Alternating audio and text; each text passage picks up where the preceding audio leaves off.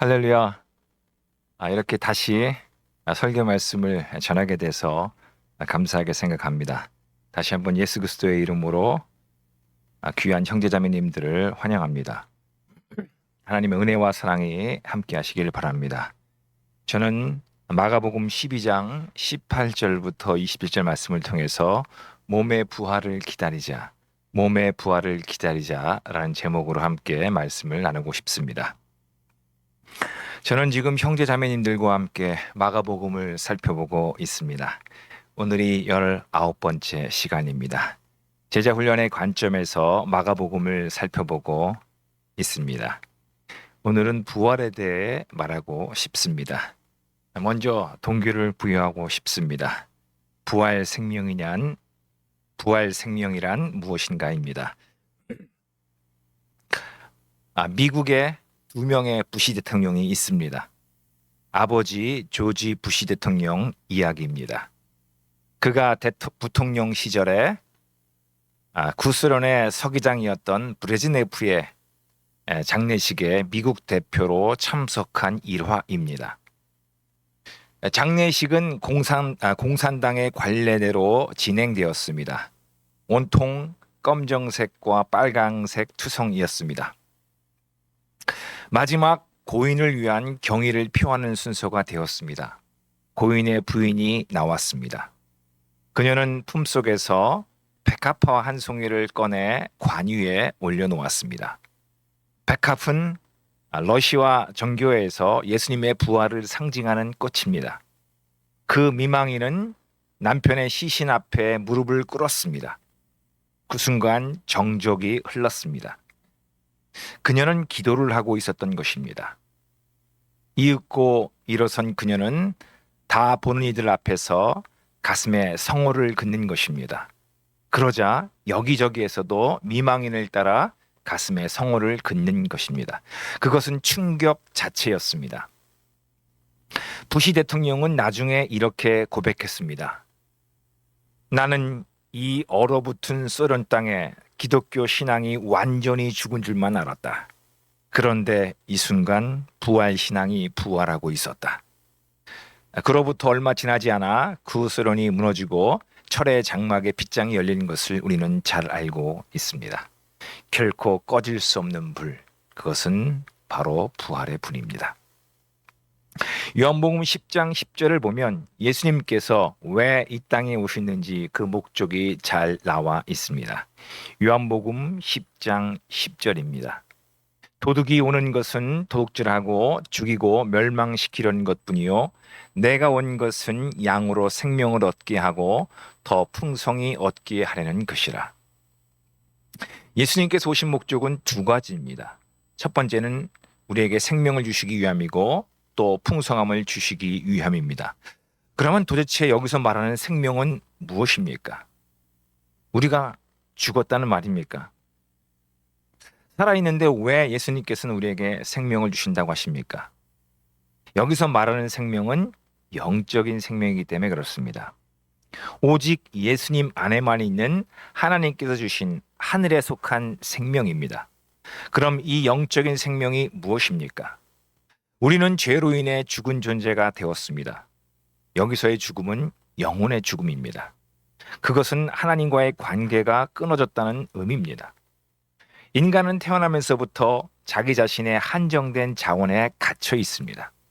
영적으로 살아난다는 것은 하나님과 관계가 회복되어 하나님과 인격적인 관계성을 맺고 교제한다는 것입니다. 그 결과 하늘의 유형과 무형의 자원을 공급받을 수 있습니다. 그 결과로 풍성한 삶을 살 수 있게 되는 것입니다. 이것이 바로 부활 생명입니다. 예수님을 믿으면 이렇게 영적으로 부활합니다.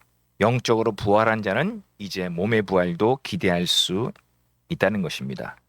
우리에게는 몸의 부활, 즉 영혼의 육체의 부활이 있습니다. 이것이 우리에게 큰 소망이 됩니다. 우리는 이 땅에서 이 부활 생명을 누리고 더 많은 하늘의 풍성함을 누려야 할 것입니다. 하지만 아직 최고의 것과 최선의 것은 오지 않았습니다.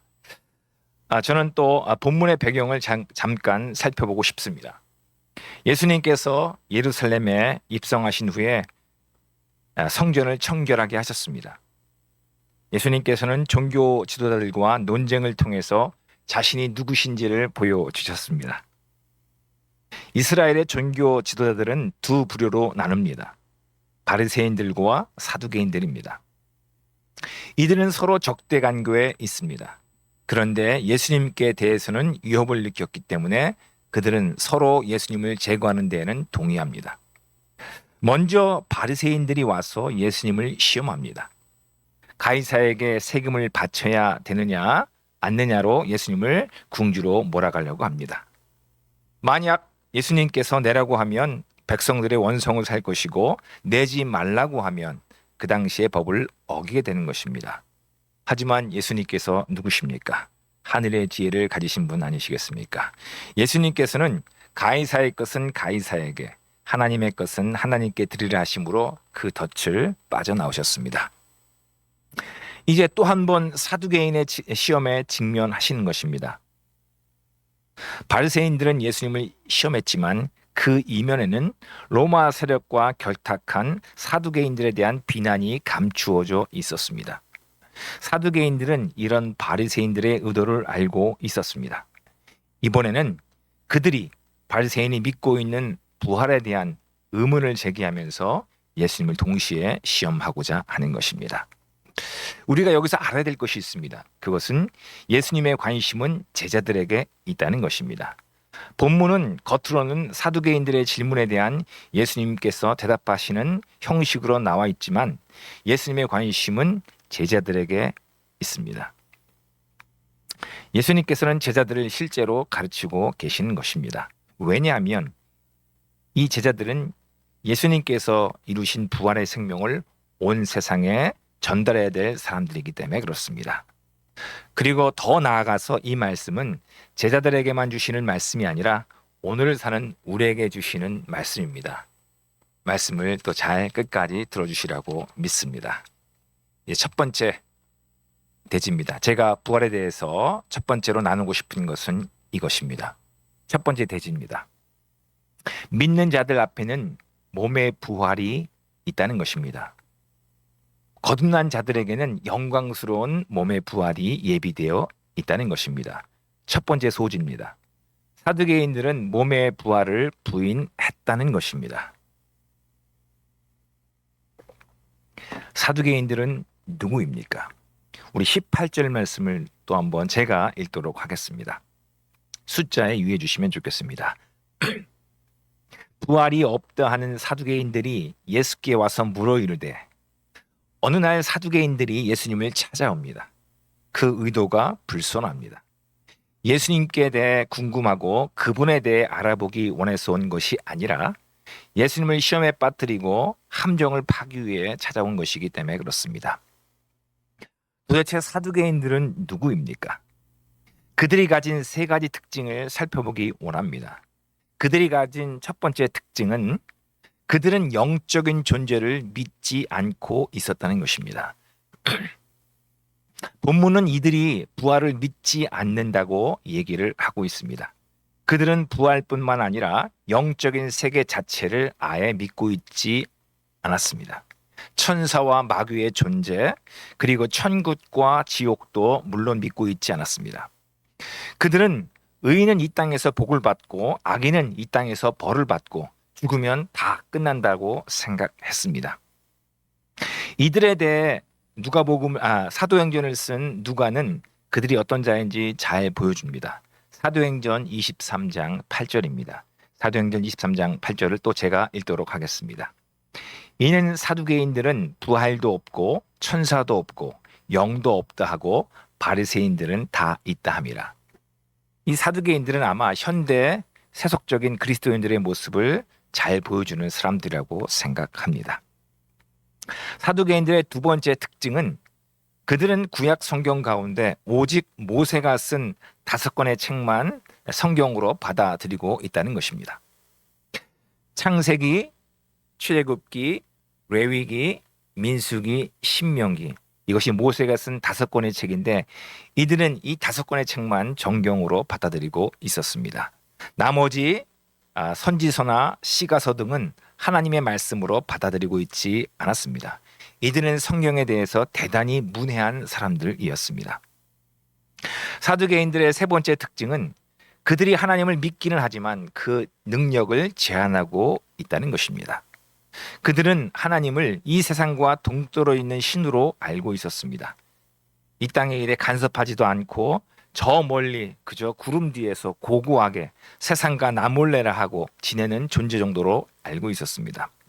그러다 보니까 이들은 이 땅에서의 성공을 집착했고 이를 위해서 로마 제국과의 결탁도 마다하지 않았습니다. 오직 그들은 이 땅에서의 성공만 목표로 했기 때문에 이 땅에서의 권력을 누리고 부를 누리는 데만 집중하고 있었습니다. 그들은 부러울 것이 없는 특권을 누리고 있었던 사람이지만 영적으로 보면 참으로 불쌍한 자들입니다. 그들은 예수님을 공경에 빠뜨리기 위하여 지금 함정을 파고 있습니다. 우리 19절 말씀을 또 제가 한번 읽어보도록 하겠습니다. 선생님이여, 모세가 우리에게 써주기를 어떤 사람의 형이 자식이 없이 아내를 두고 죽으면 그 동생이 그 아내를 취하여 형을 위하여 상속자를 세울지니라 하였나이다. 자, 사두개인들은 부활에 대해 예수님을 함정에 빠뜨리기 위하여 아주 기가 막힌 술수를 발견했다고 생각해서 찾아옵니다. 그것은 모세가 준 계명에 나오는 내용입니다. 형이 자식이 없이 죽으면 동생이 형을 대신하여 자식을 낳아주어야 한다는 명령입니다. 우리는 이것을 형사치수법이라고 얘기를 합니다. 형이 죽으면 형이 죽으면 취수, 형수를 취해야 된다는 법입니다. 하지만 그들은 이것을 아주 비정상적으로 꼬아서 예수님을 곤란하게 만들고자 하는 것입니다. 그들은 말합니다.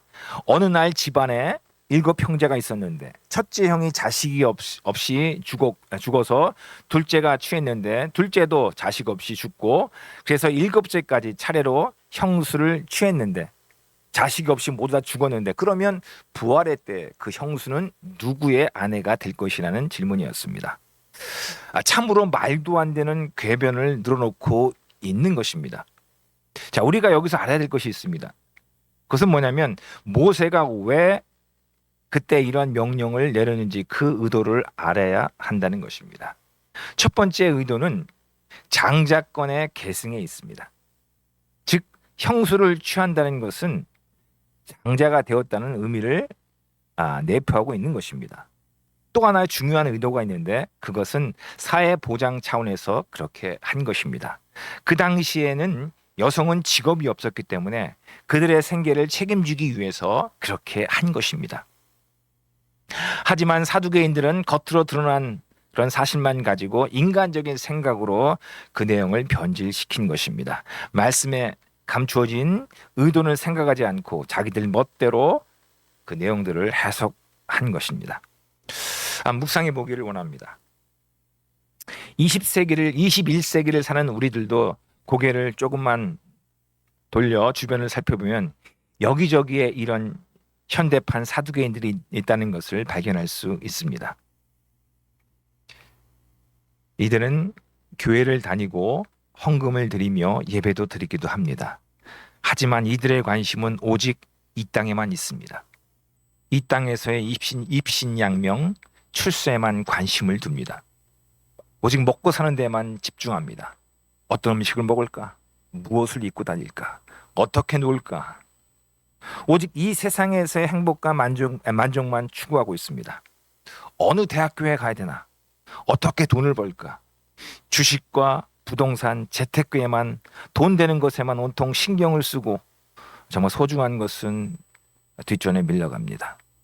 자식들을 어느 대학에 들어가야 될까? 어떤 직장에 보내야만 될까? 여기에 목을 맵니다. 제가 이런 것들을 비난한 것이 아닙니다. 근데 문제는 뭐냐면 믿는다고 하는 사람들도 별반 다를 게 없다는 것입니다. 거기에 하나님이 빠져 있습니다. 그들은 하나님께 굴복하는 것이 아니라 하나님을 오히려 자기 뜻에 굴복시키고 있는 것입니다. 세속주의가 무엇입니까? 세속주의는 하나님 없이도 내 힘으로도 이 땅에서 행복을 추구할 수 있다는 마음입니다. 그저 이 땅에서의 행복만 추구하다 보니까 수단과 방법 가리지 않고 이 땅에서 무엇인가 얻으려고 발버둥 칠 수 있습니다. 그러다 보면 정말 소중한 것을 잃어버릴 수 있다는 것입니다. 예, 첫 번째 대지를 마치면서 저는 두 가지 정도 적용하기를 원합니다. 첫 번째입니다. 당신은 영혼의 부활을 얻었는가? 그렇다면 몸의 부활을 소망할 수 있다는 것입니다. 모든 사람은 죄와 허물로 영적으로 죽은 존재입니다.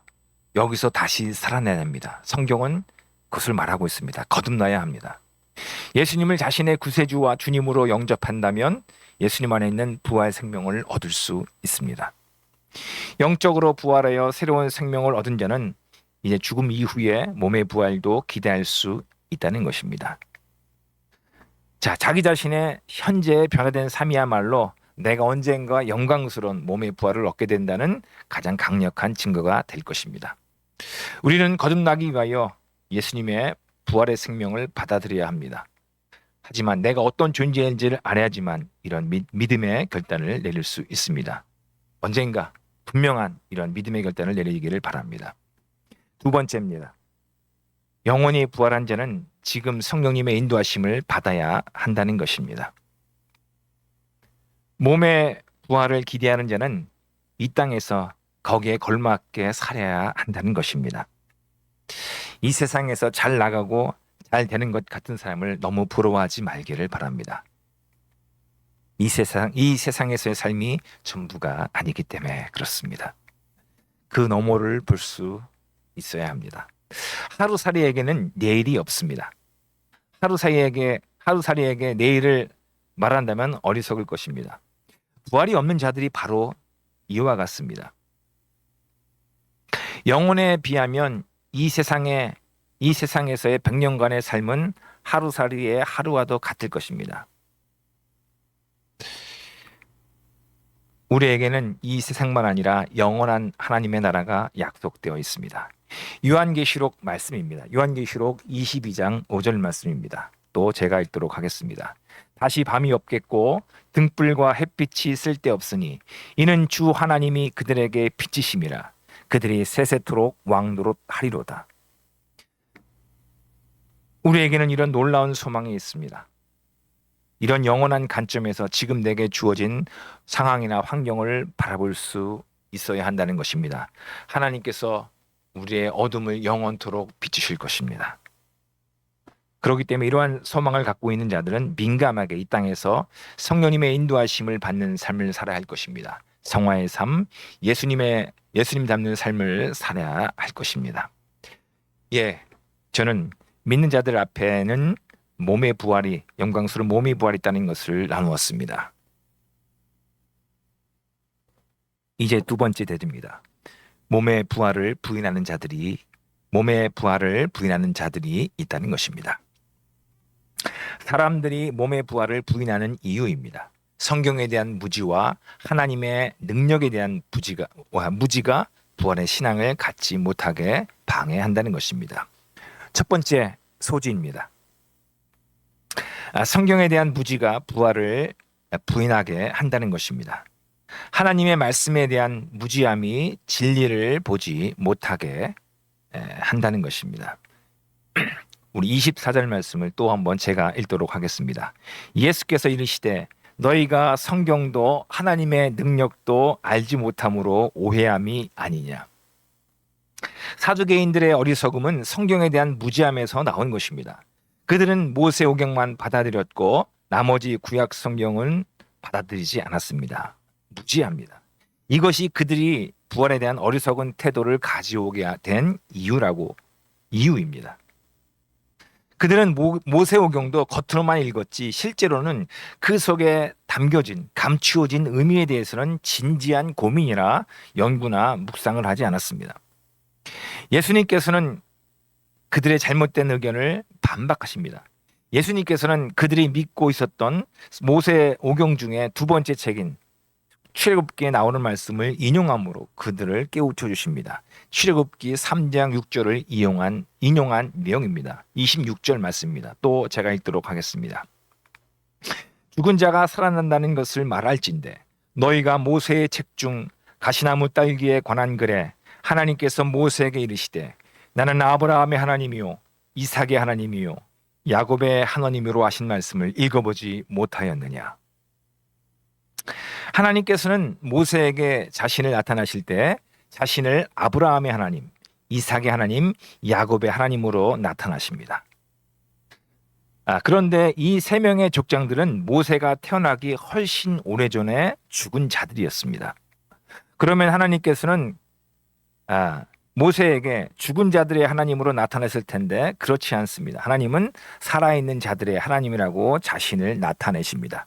하나님께서는 과거의 시제를 사용하지 않고 현재의 시제를 통해서 그들의 하나님이었다가 아니라 지금도 그들의 하나님이다라고 말씀하십니다. 왜냐하면 아브라함과 이삭과 야곱은 그 당시에 여전히 살아 존재하고 지금도 살아있기 때문에 그렇습니다. 저는 아브라함의 믿음의 그 부활의 신앙을 한번 살펴보기를 원합니다. 아브라함은 이런 부활의 신앙을 가진 사람입니다. 그가 100세에 난 아들을 하나님께서 바치라고 하실 때 그가 바칠 수 있었던 것은 그에게 이런 부활의 신앙이 있었기 때문입니다. 히브리서 기자는 이런 면에서 이렇게 말합니다. 히브리서 11장 19절 말씀입니다. 또 제가 한번 읽어보도록 하겠습니다. 그가 하나님이 능히 이삭을 죽은 자 가운데서 다시 살리실 줄을 생각한지라 비유컨대 그를 죽은 자 가운데서 도로 받은 것이니라. 아브라함에게는 이런 부활의 신앙이 있었다는 것입니다. 이삭이 죽어도 하나님께서 그를 다시 살리실 것이라는 믿음이 있었습니다. 그가 이삭을 데리고 모리아 산으로 올라가기 전에 하인들에게 한 말을 통해 우리는 이 사실을 알 수 있습니다. 창세기 22장 5절입니다. 이에 아브라함이 종들에게 이르되 너희는 나귀와 함께 여기서 기다리라. 내가 아이와 함께 저기 가서 예배하고 우리가 너희에게로 돌아오리라 하고. 아브라함이 이삭을 번제로 바치기 위하여 모리아 산으로 올라가면서 산 아래에 하인들을 남겨두면서 한 말입니다. 우리가 예배하러 갔다가 우리가 너희에게로 다시 돌아오리라고 말합니다. 아브라함은 하나님께서 이삭을 살리실 것이라는 분명한 믿음이 있었기 때문에 종들에게 이렇게 말했다는 것입니다. 그에게는 부활의 신앙이 있었습니다. 사두개인들은 이런 족장들의 부활의 신앙을 이해하지 못했습니다. 왜냐하면 그들은 성경을 깊이 있게 보지 않았기 때문에 그렇습니다. 그들은 그저 성경을 피상적으로 읽는 데 그쳤습니다. 자신들의 입장에서만 성경을 읽었고 자기 변명에 급급했습니다. 이 말씀이 의미하는 바가 무엇인지, 그 안에 감춰진 뜻이 무엇인지, 오늘 이것이 내게 어떤 의미인지 그것을 알기 위하여 몸부림치지 않았다는 것입니다. 그저 습관적으로 진부하게 그냥 성경을 대한 것입니다. 그리고 자신들의 이론을 뒷받침하는 근거로만 성경을 사용했습니다. 이것이 그들이 가진 비극입니다. 좀 더 묵상해 보기를 원합니다. 바울은 고린도전서 15장에서 만약 몸의 부활이 없다면 자신은 불쌍한 사람이라고 고백하고 있습니다. 고린도전서 15장 19절 말씀입니다. 만일 그리스도 안에서 우리가 바라는 것이 다만 이 세상의 삶뿐이면 모든 사람 가운데 우리가 더욱 불쌍한 자이리라. 왜 불쌍한 자입니까? 그것은 그가 몸의 부활을 믿고 자신의 목숨을 조금도 아끼지 않았기 때문에 그렇습니다. 바울은 자신에 대해서 매일 죽는다고 말하고 있습니다. 고린도전서 15장 31절입니다. 형제들아, 내가 그리스도 예수 우리 주 안에서 너희에게 대한 나의 자랑을 두고 단언하노니 나는 매일 죽노라. 만약 부활이 없다면 많은 믿음의 사람들의 죽음도 아주 불쌍할 것입니다. 여러분 혹시 루비 캔드릭이라는 여인에 대해서 들어본 적이 있습니까? 양아진 무덤터에 가보면 이런 비문이 하나 있습니다. 내게 1000개의 생명이 있다면 그것들 모두 다 조선에 드릴 것이다. 이것은 루비 캔드릭의 그 묘지에 비문에 쓰여진 말입니다. 그녀는 1907년 9월에 미국 남감리교회 여자 외국 선교부의 파송을 받아 조선 땅에 왔지만 그 다음에 1908년 6월 달에 급성 맹장염에 걸려 수술을 받다가 열흘 후에 25살의 꽃다운 나이로 운명을 달리한 사람입니다. 그녀는 일찍 어머니를 여의고 경건한 고모의 손 아래서 아주 독실하게 자랐다고 합니다.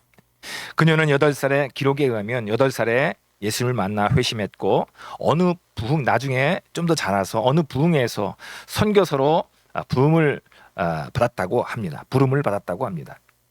그녀는 고등학교를 성경학교에 다니면서 자신을 준비했습니다. 그 여인은 성경에 능통했고 성경학교에서 교수로 가르치기도 했습니다. 그녀에게는 더 좋은 길이 있었지만 그 당시 운둔의 땅 조선으로 발걸음을 향한 것입니다. 조선에 온 지 9개월 만에 그녀는 운명을 달리했습니다. 여기 비석에 쓰여진 말은 그 여인이 미국에 보낸 선교 편지에 담겨져 있는 말입니다. 우리는 이 말을 통해서 조선을 향한 그 여인의 그 간절한 사랑을 읽을 수 있습니다. 그녀의 소식은 그녀의 출신지인 텍사스의 웨빗 선교회에 깊은 영향을 주었습니다. 그래서 그 모임에 있는 20명 정도의 사람들이 선교사로 나가기도 했고 그 중에서 몇 명은 조선 땅에 오기도 했다고 합니다. 한 알의 미랄이 떼어 한 알의 미랄이 죽어 땅에 심겨졌을 때 많은 결실이 맺는 것처럼 한 사람의 희생을 통해서 많은 열매와 결실이 맺어질 수 있습니다. 두 번째입니다. 왜 부활을 믿지 못합니까? 하나님의 능력에 대한 무지가 부활을 부인하게 한다는 것입니다. 몸의 부활을 불신하는 자는 하나님을 불신하는 자라는 것입니다. 우리 24절 말씀 또 한번 제가 한번 읽어보도록 하겠습니다. 예수께서 이르시되 너희가 성경도 하나님의 능력도 알지 못함으로 오해함이 아니냐. 하나님의 능력은 어떤 능력입니까? 하나님의 능력은 무에서 유를 창조하는 능력입니다. 어둠에서 빛을 창조하시는 능력입니다. 하나님께서는 흙에서 인간을 만드셨습니다. 하나님의 능력은 죽음에서도 생명을 빚어낼 수 있는 창조의 능력입니다. 이 사실을 믿으시기 바랍니다. 하나님은 이 세상 만물을 창조하시고 다스리시는 전능하신 하나님이십니다. 전능하다는 말이 무엇입니까? 전능하다는 말은 못하는 것이 없다는 것입니다. 하나님께서 못하시는 것이 하나 있습니다. 그것은 못하는 것 그것 자체입니다. 하나님은 우리 모두의 부활을 이루시는 부활의 주님이시라는 것입니다. 하나님께서는 한 개인의 부활만 아니라 한 민족 전체의 부활도 말씀하십니다. 하나님께서는 에스겔 선지자에게 이스라엘 민족의 부활에 대한 환상을 보여주셨습니다. 그 당시에 이스라엘 백성들은 바벨론 포로 상태에 있었습니다. 그들은 살아 있었지만 마치 그냥 죽은 시체와도 같은 존재였습니다. 그런 그들에게 에스겔 선지자를 통해서 다시 살아날 것을 보여주시는 것입니다. 하나님께서는 마른 뼈가 살아나서 강력한 군대가 될 것을 환상으로 보여주십니다. 마른 뼈에 힘줄이 붙고 핏줄이 붙고 살이 채워지고 그리고 그 위에 가죽이 덮여지고 새롭게 되는 것입니다. 하지만 여기에 생기는 없었습니다. 하나님께서는 에스겔 선지자에게 생기를 더하라고 명령하십니다. 그가 하나님의 말씀을 대언하여 말씀을 전할 때 놀라운 일이 발생했습니다. 에스겔에서 37장 10절입니다. 또 제가 읽도록 하겠습니다.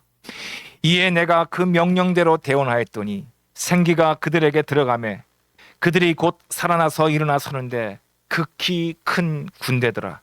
극히 큰 군대더라. 하나님께서는 한 개인만 살리실 뿐 아니라 모임 전체에 생기를 주시고 살리실 수 있는 그런 놀라운 창조의 주님이십니다. 오직 하나님 말씀 믿을 때에 이런 능력이 발휘될 수 있습니다. 우리에게는 이런 믿음이 필요하다는 것입니다. 내게 능력 주시는 주님 안에서 내가 모든 것을 할 수 있다는 믿음이 필요합니다. 먼저는 내가 살아나야 합니다. 나를 통해 모임이 살아날 수 있습니다. 그리고 모임을 통해서 이 민족이 살아날 수 있으며 이 민족을 통해서 이 세상이 살아날 수 있습니다. 우리는 이 사실을 믿어야 합니다. 좀 더 묵상해 보기를 원합니다. 하나님은 누구십니까? 하나님은 창조의 하나님이십니다. 하나님은 없는 것을 있게 하시는 것이고 분이시며 불가능을 가능케 하시는 분이십니다. 하나님께서는 이집트의 노예 상태로 430년 동안 고통 가운데 있었던 이스라엘 백성들의 신음소리를 들으셨습니다. 그래서 하나님께서는 모세를 준비시켰습니다. 그가 준비될 때까지 하나님께서는 장장 80년 기간을 기다리셨습니다. 하나님께서는 10가지 재앙을 통해서 이집트를 심판하셨습니다. 마지막 장자를 치는 재앙을 통해서 기적적으로 이스라엘은 이집트를 탈출할 수 있었습니다. 하지만 바로는 악에 바쳐서 마지막까지 전차를 이끌고 그들을 추격해 옵니다. 하나님께서 그들을 홍해에 수장시킬 때까지 그들은 결코 포기하지 않았습니다. 그러나 하나님의 능력으로 모든 것을 완벽하게 이루셨습니다. 하나님께서는 여기서 그친 것이 아닙니다. 하나님께서는 이스라엘 백성을 40년 동안 광야에서 먹이셨습니다. 가나안의 약속의 땅 가나안에 이를 때까지 만나와 메추라기로 그들을 먹이셨고 사막에 반석을 쳐서 물을 내시고 하나님께서는 그들을 먹이시고 또 마시게 하셨습니다. 이것이야말로 무에서 유를 창조하는 하나님의 능력이 아니고 무엇이겠습니까? 모세의 오경에 보면 이런 사실들이 곳곳에 기록되어 있음에도 불구하고 사두개인들은 자신들이 읽고자 하는 부분만 읽고 듣고 싶은 부분만 듣고 가져오고 싶은 부분만 가져왔습니다. 그들은 전능하신 하나님의 능력을 믿지 않았던 것입니다. 하지만 지금도 얼마나 많은 이들이 이런 사두개인처럼 행동하는지 모르겠습니다. 이들은 하나님의 능력을 믿지 않고 있습니다. 하나님께서 이 세상을 창조하셨지만 그 이후에는 그저 이 세상을 자연 법칙에 내어 맡겨두고 일체 세상 일에 간섭하지 않는 하나님으로 제한했습니다.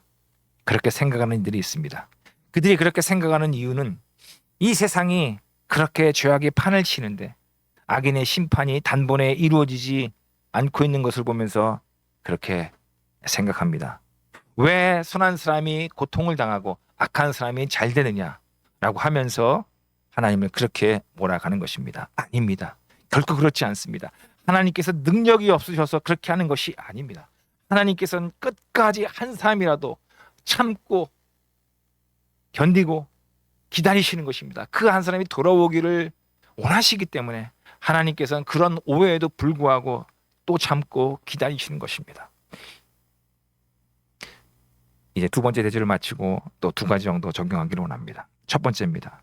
우리는 하나님의 말씀을 근거로 한 약속을 믿어야 한다는 것입니다. 부활 생명을 소유하느냐 않느냐는 하나님 말씀에 대한 태도에 달려 있습니다. 그것뿐만 아니라 한 사람의 행복과 불행도 이 말씀에 대한 반응에 달려 있습니다. 그렇기 때문에 혹시 지금 당장 이해가 되지 않더라도 포기하지 말고 꾸준히 성경 공부를 계속해 나가시기 바랍니다. 한 번 한 번의 말씀이 쌓여서 무에서 유를 창조할 수 있습니다. 하나님 말씀이 없는 것을 있게 할 수 있습니다. 하나님 말씀 자체에 바로 그런 능력이 있다는 것입니다. 언젠가는 자신의 죄인됨을 알 때가 있을 것입니다. 내가 죄인임을 알면 그때 예수님이 누구신지 밝히 알게 됩니다. 예수님의 희생의 의미를 이해하게 됩니다. 우리는 결코 말씀을 접하는 것을 그만둬서는 안 됩니다. 두 번째입니다. 우리는 하나님의 창조의 능력을 믿어야 한다는 것입니다. 내 자신을 의지할 수 없습니다. 또 사람이나 환경도 의지해서는 안 됩니다. 오직 살아계신 하나님 단 한 분만 의지하고 믿어야 됩니다. 그럴 때 놀라운 능력이 나타날 것입니다. 왜냐하면 하나님의 능력은 무에서 유를 창조하시는 창조의 능력이기 때문에 그렇습니다. 하나님의 능력으로 불가능이 가능해지는 것을 경험하기 원합니다. 내가 이전에 못했던 것도 하나님의 능력으로 가능하게 되는 것을 경험하기를 간절히 원합니다. 이런 것들을 좀 많이 경험했으면 좋겠습니다. 더 많이 체험하시는 우리 귀한 형제자매님 되시기를 예수님의 이름으로 부탁의 말씀을 드립니다. 예, 저는 왜 사람들이 부활의 신앙을 갖지 못하는지를 살펴보았습니다. 말씀에 대한 무지와 하나님의 능력에 대한 무지가 그렇게 한다는 것입니다. 이제 세 번째 대지입니다. 몸의 부활로 얻게 되는 것들이 있다는 것입니다. 부활의 생명체는 지금 갖고 있는 몸과는 완전히 다른 모습으로 변화될 것입니다. 첫 번째입니다. 첫 번째 소지는 몸의 부활로 다른 신자들과 완전한 관계성을 갖게 될 것이라는 것입니다. 예수님께서는 몸의 부활을 전제로 이야기하십니다. 우리 25절 말씀 또 제가 읽도록 하겠습니다. 사람이 죽은 자 가운데서 살아날 때에는 장가도 아니가고 시집도 아니가고. 먼저 예수님께서는 부활에 대해서 분명하게 말씀하십니다. 처음부터 예수님께서는 부활이 완전히 있다는 것을 전제하시고 말씀을 이어가시고 가르치시는 것입니다. 몸의 부활은 다른 신자들과 완전한 관계성으로 이끌 것입니다. 부활의 생명은 이 세상과 완전히 다른 존재로 나를 바꿀 것입니다. 이 세상은 장가도 가고 시집도 갑니다. 하지만 부활의 생명은 그런 것이 필요 없다는 것입니다. 이 세상에서는 결혼 생활을 통해서 참 많은 복과 위로를 얻습니다. 하지만 결혼 생활을 통해서 상처와 아픔을 경험하기도 합니다. 하나님 나라가 어떤 곳입니까? 하나님 나라는 완벽한 사랑이 이루어진 것입니다. 비록 결혼 제도는 사라졌지만 완전한 사랑이 이루어졌기 때문에 조금의 부족함도 느끼지 못할 것입니다. 이 부분을 좀 더 묵상해 보기를 원합니다. 부활의 생명을 이 세상의 가치관과 혹은 개념이나 지식으로 판단해서는 안 됩니다. 사두개인들은 그런 실수를 저지르고 있습니다. 이 세상의 것으로 결코 측량할 수 없는, 부족함이 없는 완벽한 곳입니다. 그렇기 때문에 그것이 우리에게 소망이 됩니다. 부활 생명은 완전한 관계성을 누리게 합니다. 신자들과 완전한 관계성을 누리게 합니다. 또 자신의 배우자와 완전하고 흠이 없는 관계성을 누리게 할 것입니다. 결혼이 없어진 것이지 깊은 관계성이 사라지는 것은 아닙니다. 마치 졸업을 하면 선생님과 제자의 관계는 없어집니다. 하지만 그 사제의 관계가 시간이 지날수록 더 깊어질 수 있습니다. 이와 같이 부활의 생명을 얻은 자는 달라집니다. 결혼 제도는 없지만 완전한 부부관계가 이루어진다는 것입니다. 그리고 그 관계성을 누릴 수 있다는 것입니다. 이것이 기대가 됩니다. 이것은 다른 가족관계도 마찬가지입니다. 부모와 자녀와의 관계도 완전해질 것입니다. 그리고 친구 관계도 완전해질 것입니다. 조금의 이기적인 태도나 불손한 생각이 끼어들지 않을 것입니다. 리더와 팔로워의 관계도 마찬가지일 것입니다. 완벽한 관계성이 이루어질 것입니다. 이것이 기대감이 되지 않습니까? 믿음과 소망은 사라지지만 사랑은 영원토록 지속된다고 사도 바울은 말하고 있습니다. 그렇기 때문에 우리는 우리 주변에 있는 관계성과 소중한 관계성을 맺어야 합니다. 왜냐하면 이 관계성이 천국에까지 이어지기 때문에 그렇습니다. 하지만 여기서 우리가 조심해야 할 것이 있습니다. 그것은 만약 우리가 그렇게 소중하게 여기는 사랑하는 자들이 천국에 들어가지 못한다면 그 비극과 그 참담함은 얼마나 끔찍하겠습니까? 이 사실을 잊지 않았으면 좋겠습니다. 두 번째 소지입니다. 몸의 부활로 완벽한 신체를 갖게 될 것이라는 것입니다. 천사와 같은 존재가 될 것이라는 것입니다. 25절 말씀도 읽도록 하겠습니다. 하늘에 있는 천사들과 같으니라. 이 말이 우리가 천사가 된다는 말이 아닙니다. 천사와 같은 존재로 변한다는 것입니다. 자, 그러면 천사는 어떤 존재입니까? 구약에 보면 구약 다니엘에게 나타났던 가브리엘 천사가 몇백 년 후에 신약 시대에 마리아에게 나타나는 것을 알 수 있습니다. 하나님의 말씀을 전하는 것을 볼 수가 있습니다. 하나님의 아들이 태어날 것을 이렇게 전하는 것을 볼 수가 있습니다. 천사는 불멸의 존재입니다. 결코 늙지 않습니다. 상처를 받지도 아프지도 않습니다. 그들에겐 슬픔도 불안도 없습니다. 완전한 존재입니다. 천사는 흠이 없는 존재입니다. 오직 하나님께만 충성된 존재입니다. 그들은 오직 하나님으로만 인하여 만족하고 하나님으로만 인하여 기뻐하고 즐거워하는 존재들입니다. 오직 하나님께만 찬양과 경배와 영광을 돌리는 존재입니다. 우리가 그와 같은 존재가 된다는 것입니다. 얼마나 기대가 되지 않습니까? 부활은 좀 더 묵상해 보기를 원합니다. 부활은 우리 그리스도인들에게는 참 큰 힘과 위로와 소망을 주는 하나님의 축복입니다. 우리는 신체적으로, 정신적으로, 영적으로 천사와 같은 존재로 바뀌어질 것입니다. 혹시 신체 연약함으로 어려움 가운데 있는 이들이 있지 않습니까? 기대하십시오. 부활의 신체를 소망하시기 바랍니다. 혹시 또 견고하지 못한 심성으로 인하여 늘 흔들리고 연약한 자신의 그 연약함으로 가슴 아파하지 않습니까? 기대하십시오. 바위보다 더 견고한 믿음의 사람이 될 것입니다. 요한계시록 21장 3절 말씀입니다. 보라, 하나님의 장막이 사람들과 함께 있음에 하나님이 그들과 함께 계시리니 그들은 하나님의 백성이 되고 하나님은 친히 그들과 함께 계셔서 그들의 눈물을 그 눈에서 닦아주시니 다시는 사망이 없고 애통하는 것이나 곡하는 것이나 아픈 것이 다시 있지 아니하리니 처음 것들이 다 지나갔음이러라. 마지막 때에 하나님께서 영원토록 함께 하신다고 약속하고 있습니다. 다시 죽음이나 고통이 없을 것입니다. 우리 눈에서 눈물을 씻어주신다고 약속하시고 있습니다. 우리 눈에서 눈물을 많이 흘릴수록 하나님께서는 더 많이 우리의 눈물을 흘려주실, 우리의 눈물을 닦아주실 것입니다. 이 세 번째입니다. 세 번째 소리는 몸의 부활로 하나님을 닮은 완전한 모습으로 변화될 것이라는 것입니다. 하나님과 완벽한 완전한 관계성을 누리게 될 것이라는 것입니다. 하나님은 죽은 자의 하나님이 아니라 산 자의 하나님이십니다. 우리 27절 말씀을 또 한번 읽어보도록 하겠습니다. 하나님은 죽은 자의 하나님이 아니요 산 자의 하나님이시라. 너희가 크게 오해하였도다 하시니라. 하나님은 죽은 자의 하나님이 아니라 산 자의 하나님이십니다. 부활의 몸은 영원한 생명을 소유하게 됩니다.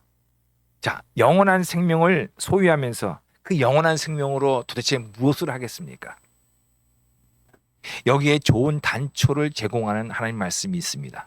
요한복음 17장 3절 말씀입니다. 또 제가 한번 읽어보도록 하겠습니다. 좀 마음을 좀 집중해 주시면 좋겠습니다. 영생은 곧 유일하신 참 하나님과 그가 보내신 자 곧 예수 그리스도를 아는 것이니라. 영생은 하나님과 예수님을 알아가는 것입니다. 여기서 안다는 것은 단순히 지식적으로만은 아니라 체험적으로 아는 것이고 또 닮아가는 것입니다. 영원하신 하나님과 예수님을 알기 위해서는 영원한 시간이 필요합니다. 또 하나님께서는 약속에 신실하신 분이시라는 것을 잊어서는 안 됩니다. 하나님께서는 모세에게 자신을 나타내시면서 이렇게 말씀하셨습니다. 나는 아브라함과 이삭과 야곱의 하나님이다. 여기서 우리는 시제에 아까도 얘기했지만 유의해야 됩니다. 하나님께서는 내가 아브라함과 이삭과 야곱의 하나님이었다라고 하지 않습니다. 과거 시제가 아니라 현재 시제를 사용하고 있다는 것입니다. 아브라함과 이삭과 야곱은 누구입니까? 이들은 족장들입니다. 이들에게는 공통점이 있습니다. 이들은 모두 다 하나님으로부터 약속을 받은 사람들입니다. 하나님께서는 그들과 약속을 하셨습니다. 아브라함에게는 창세기 12장 1절로 3절 말씀을 통해서 땅의 모든 족속이 너로 말미암아 복을 받을 것이라고 약속을 주셨습니다. 이삭에게도 창세기 26장 34절에서 내 자손으로 말미암아 천한 만민이 복을 받을 것이라고 약속하셨습니다. 또 야곱에게는 어떤 약속을 주셨습니까? 창세기 46장 3절에서 애굽에서 큰 민족을 이루게 하실 것이라고 약속하고 있습니다. 이들은 모두 후손에 대하여 하나님으로부터 약속받은 자입니다. 또 땅에서도 약속을 받은 자들입니다. 하나님께서는 약속에 신실하십니다. 하신 약속을 반드시 이루십니다. 우리는 그 하나님을 믿고 담대해야 됩니다. 어떤 환경에서도 낙심하지 말고 소망을 가질 수 있는 것은 전능하신 하나님께서 역사를 통해서 족장들에게 주신 약속을 완벽하게 이루신 것처럼 우리의 삶 가운데서도 약속을 이루실 것이기 때문에 그렇습니다. 좀 더 묵상해 보기를 원합니다. 하나님께서는 자신을 믿는 자들에게도 약속을 주십니다. 우리에게도 약속을 주십니다. 우리에게 주신 약속이 무엇입니까? 많이 있겠지만 저는 요한일서 3장 2절의 말씀을 같이 나누고 싶습니다. 요한일서 3장 2절입니다. 사랑하는 자들아, 우리가 지금은 하나님의 자녀라. 장래에 어떻게 될지는 아직 나타나지 아니하였으나 그가 나타나시면 우리가 그와 같을 줄을 아는 것은 그의 참모습 그대로 볼 것이기 때문이니. 우리에게 주신 약속이 무엇입니까? 그것은 우리가 몸의 부활을 얻게 될 때 우리가 예수님의 수준까지 이르게 된다는 것입니다. 얼마나 놀라운 소망과 얼마나 놀라운 기쁨의 약속입니까? 그렇기 때문에 우리는 지금 예수님처럼 말하고 예수님처럼 생각하고 예수님처럼 행동하도록 그렇게 힘을 기울여야 됩니다. 아마 우리는 영원토록 예수님의 그 장성한 분량에 충만한 데까지 자라갈 것입니다. 하나님과 우리는 완전한 관계성을 가질 것입니다. 하나님은 왕이시고 우리는 그분의 백성입니다. 하나님은 우리 아버지시고 우리는 하나님의 아들과 딸입니다. 하나님을 아버지로 모시고 그분의 자녀로서 완벽한 관계성을 누리게 될 것입니다. 우리에겐 조금의 두려움도 조금의 부족함도 조금의 아쉬움도 없을 것입니다. 놀랍지 않습니까? 저는 이제 말씀을 마치면서 또 적용을 하고 또 마무리 짓고 싶습니다. 첫 번째입니다. 우리는 사람과의 관계를 소중하게 여겨야 한다는 것입니다. 사람과 맺는 관계성은 이 땅에서만 그치는 것이 아니라 영원토록 지속될 것이기 때문에 그렇습니다. 그렇게 우리는 우리 주변에 가까이 있는 사람들을 소중하게 여겨줘야 됩니다. 우리는 전심을 기울여서 그들을 그리스도께로 인도하는 데 온 마음을 기울여야 될 것입니다. 그리고 이 땅에서부터 그들과의 관계성을 잘 발전시켜 나가야 할 것입니다. 우리의 가족들을 소중하게 여겨야 됩니다. 그리고 또 내가 속한 곳에 있는 사람들과 좋은 관계성을 맺고 또 그들에 대하여 관심을 가져야 됩니다. 어떻게 해서든지 수단과 방법 가리지 않고 그들을 예수님께 인도하는 데 전심을 기울여야 됩니다. 우리는 그들과 복음적인 관점에서 관계를 맺어야 합니다. 복음을 전하고 그들이 분명한 고백을 할 수 있도록 그들을 도와줘야 한다는 것입니다. 두 번째입니다. 우리는 하나님과의 관계성을 더 발전시켜 나가야 한다는 것입니다. 자, 어떻게 하나님과의 관계성을 발전시켜 나갈 수 있습니까? 우리 하나님과의 교제를 통해서 그렇게 할 수 있습니다. 하나님 말씀과 그리고 하나님께 드리는 기도를 통해서 하나님과의 관계성을 더 깊게 할 수 있다는 것입니다. 그냥 의무적으로 하는 것이 아닙니다. 하나님 말씀을 볼 때 그저 그냥 하기 때문에 말씀을 대하지 말기 바랍니다. 말씀을 보실 때 그 이면에 그 안에 감추어진 하나님의 의도를 발견하기 위하여 정말 전심을 기울이기를 원합니다. 이것이 도대체 나에게 어떤 의미인지, 그리고 오늘 사는 나에게 있어서 이것이 어떤 의미로 와닿는지, 이것을 어떻게 내 삶 가운데 가져올 수 있는지에 대해서 연구하고 묵상하고 그 적용하고 실천해야 하고 또 평가도 해야 한다는 것입니다. 또 기도할 때도 마찬가지입니다. 그냥 습관적인 기도를 드리는 것이 아니라 내가 지금 당하는 지금의 그 현재의 아픔 그리고 필요 이런 것들을 아무의 방해나 아무의 그런 눈치 보는 것 없이 오직 하나님께만 그 필요를 알 수 있도록 그렇게 하는 것입니다. 죽은 기도가 아니라 살아 꿈틀거리는 그런 기도를 드려야 한다는 것입니다. 이것이 하나님과 교제하는 거고 이것이 하나님과의 관계를 발전시켜 나가는 것입니다. 이런 관계들이 계속 발전시켜 나갈 때 그렇게 하나님과 완전한 관계성을 이룬 데까지 나갈 것입니다. 마지막 세 번째입니다. 하나님의 약속을 믿고 묵묵히 현재의 삶에서 최선을 다해야 한다는 것입니다.